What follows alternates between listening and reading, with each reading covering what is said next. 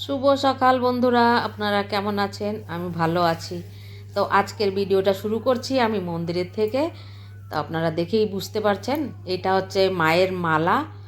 তো মায়ের জন্য মালা দিয়ে যায়, আমি আগেও ভিডিওতে বলেছি, আবার বলছি। এই যে 9 দিন পর্যন্ত 9টা মালা এসেছে, মায়ের মা আসবে। তো আজকে দেখুন আমাদের গাছে কতগুলো গোলাপ ফুল ফুটেছে। জবা ফুল ফুটুক না ফুটুক, আজ 2 দিন হচ্ছে জবা গোলাপ ফুল ফুটছে ভালো।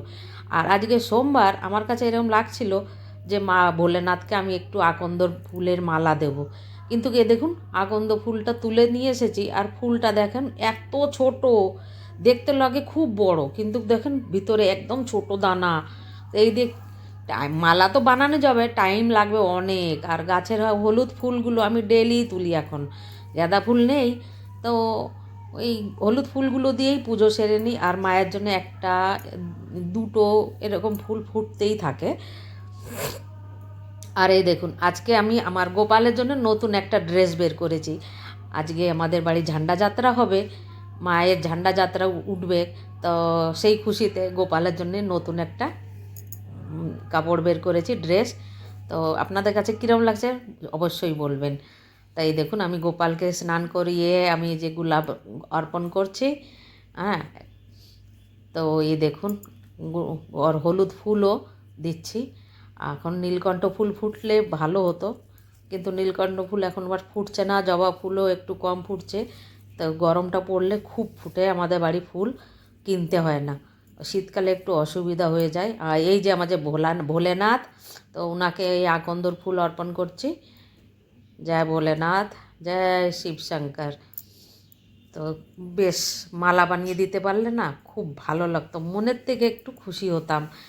তো টাইম তো জীবনভর থাকবেই না, কিন্তু পারলাম না। সামনে বারে যদি পারি তো ভোলেনাথকে একটা মালা জরুর অবশ্যই বানিয়ে পরাবো। তো এই যে আজকে পুজোর তৈয়ারি, যে ফুল টুল অর্পণ করে তৈয়ারি করছি। তো এই দেখুন, আমার পুজো হয়ে গেছে। পুজো হয়ে যাওয়ার পরে মার এই যে দর্শন করে নিন। আজকে নতুন মালা এসেছে সাদা ফুল দিয়া। তা আচ্ছা, আজকে ঝান্ডা যাত্রা হবে, তার জন্য এই দেখুন ঝান্ডা তৈয়ারি করে রাখা হয়েছে 75টা। তো এই যে 3 বান্ডেল আছে, 25টা 25টা করে বাঁশ, দেখতেই পাচ্ছেন। এগুলো 75টা রয়েছে, কিন্তু আমার কাছে লাগে না যে 75টাই হবে এইবারে। আর ওদের প্রসাদ বাটার জন্য এই যে সান্তরার ক্যারেট আনা হয়েছে বাজারের থেকে। 2 ক্যারেট সান্তরা আনা হয়েছে, মানে কমলা লেবু বলে যাকে। তো এই দেখুন, এই যে রিবন কেটে ঝান্ডা যাত্রা শুরুয়াত হচ্ছে।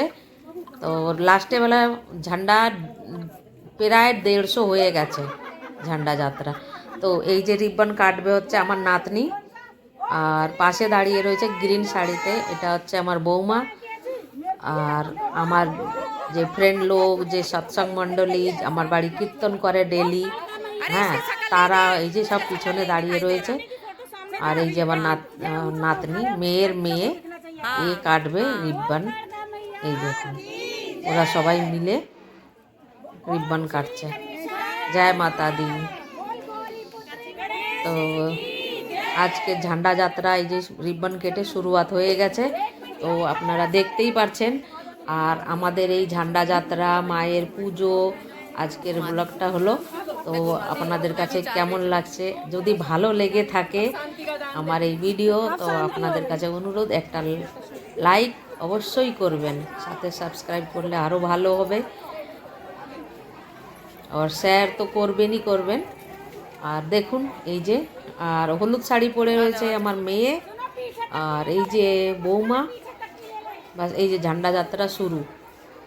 তো অনেক খুশি হলাম। 75টা ডান্ডা তৈরি করা হয়েছিল ঝান্ডা, আর তারপরে হয়ে গেছে এক এক করে করতে করতে 150।